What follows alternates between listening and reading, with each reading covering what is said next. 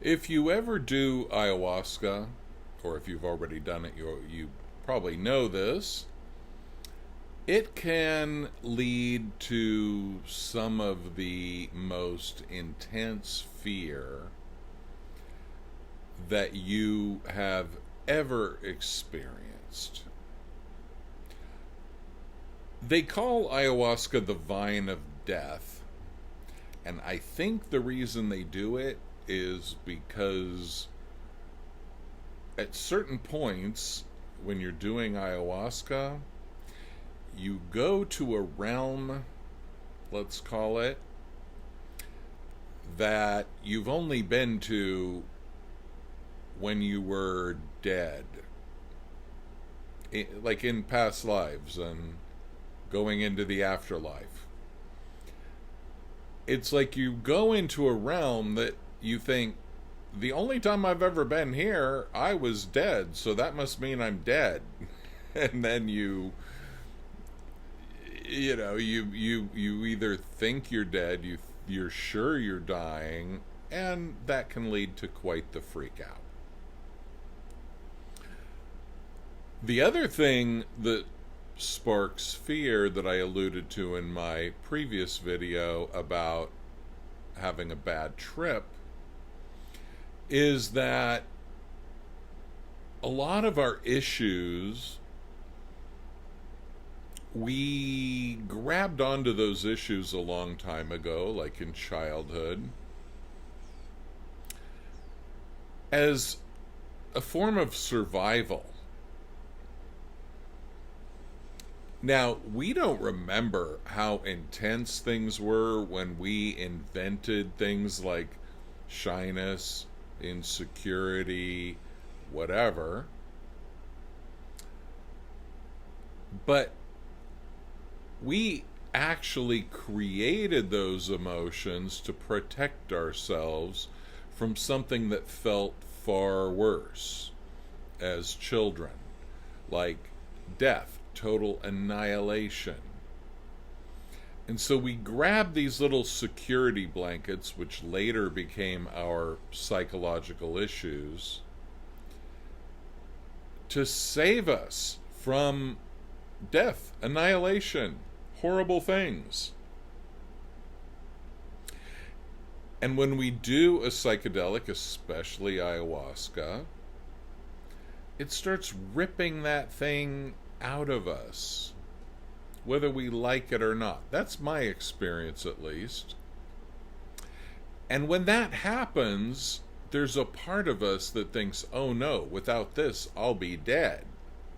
Without this insecurity, which kept me from making noise and kept me from getting hit or whatever in childhood, and maybe it didn't really keep you from anything, it just made life worse.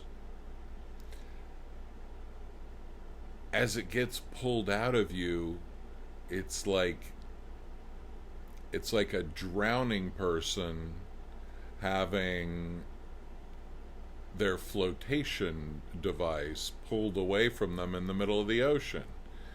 You freak out.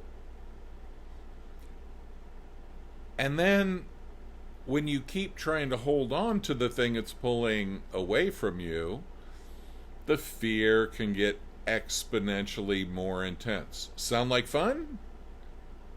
If you haven't done ayahuasca, you might never do it after this.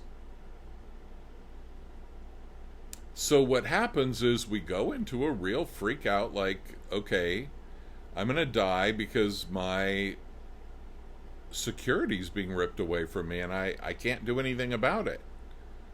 And I'm tripping, seeing all this weird stuff. And I'm feeling insane.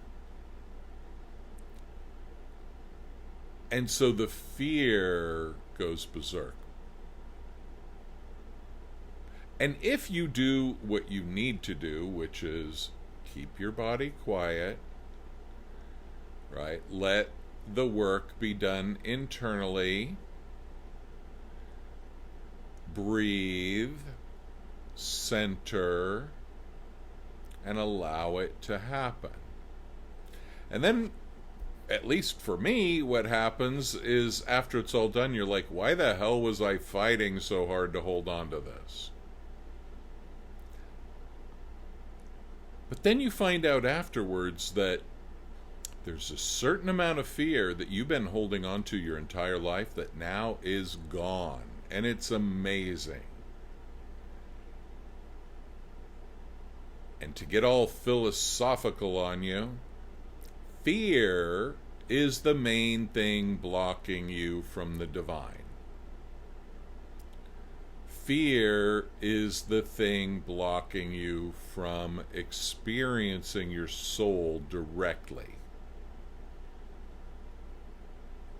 And I'll put in the low-grade version, anxiety as well. And so your soul has no fear or anxiety. It knows it is immortal, eternal. There's no worry, but your physical body does. Your physical body has a survival mechanism built in, so you don't go just walking off of cliffs or whatever. That fear is there for a reason, but it gets manipulated, it gets suppressed, which makes it grow and twists it up into weird gnarly shapes. And as we go through ayahuasca ceremonies and we breathe and we allow the ayahuasca to take our fear from us,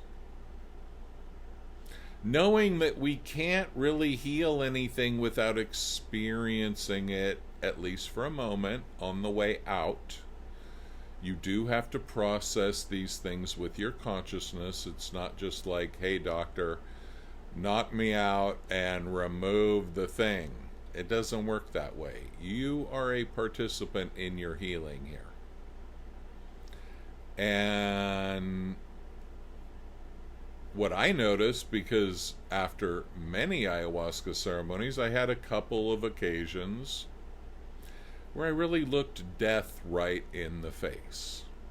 One was a medical situation where I had internal bleeding because of ulcers I didn't even know I had. And my heart rate was at 180, and I'm a big guy, and that's probably not a good idea. And if there would have been some blockage or whatever, that would have been it. And I knew it. And yet, I was barely afraid. 6 months later, I was involved in a home invasion robbery with 5 dudes storming in with guns. Not pleasant. But I was also really kind of shocked at how little fear I felt. I'm not saying there was none. I'm not trying to be a badass about this. I'm just noticing, like, oh wow, I would have expected to have been a lot more terrified in those situations, and I wasn't. And I give all the credit to my work with ayahuasca for that. So, releasing fear is one of the most important things you can do on the spiritual journey. It's a must. You can't take it with you, and you won't take it with you, because once you leave the body, you're not going to have any fear. But in order to tap into the higher frequencies of you have to let go of the fear. Now, we're always going to have some fear because we are in human bodies that need it in order to survive. That's okay. But there's that anxiety, neurotic fear element that is part of our psychological, emotional issues that we do need to release, because it's like a big, huge boulder in the hot air balloon. It's really limiting the altitude that you can reach. And when you throw it overboard, you'll find yourself soaring up in the sky and in the range of frequencies and joy. So ayahuasca will take you right to your fears. But realize it's only doing that to remove them from you. And yeah, you're gonna have to feel it. It's not done with anesthesia.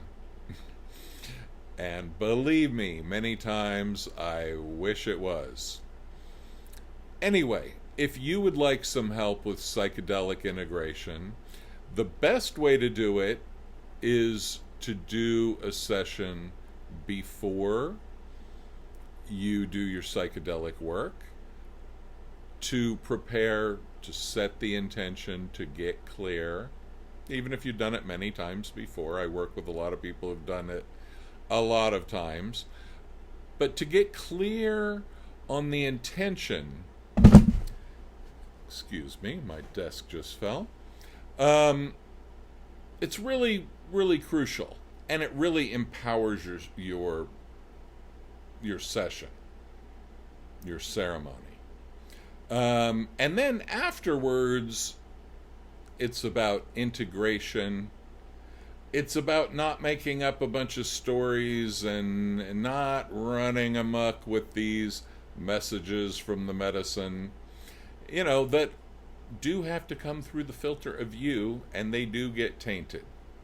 So anyway, the best way to do it is before and after. Now, if you've already done a ceremony and you need some help integrating it, I'd be happy to do that.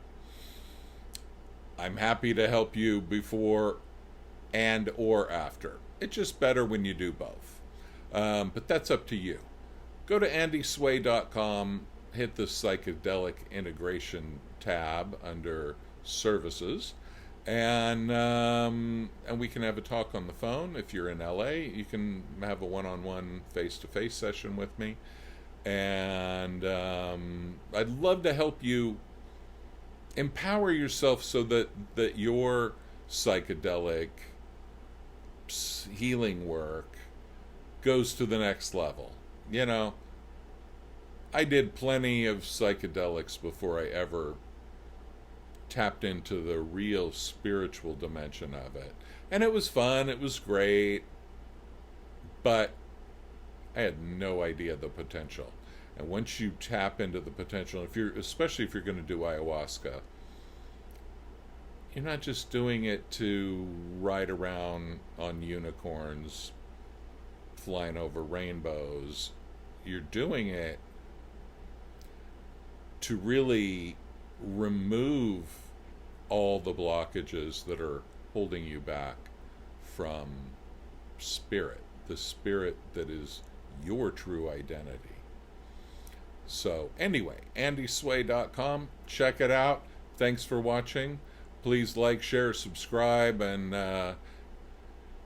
all that good stuff, and I'll talk to you again soon.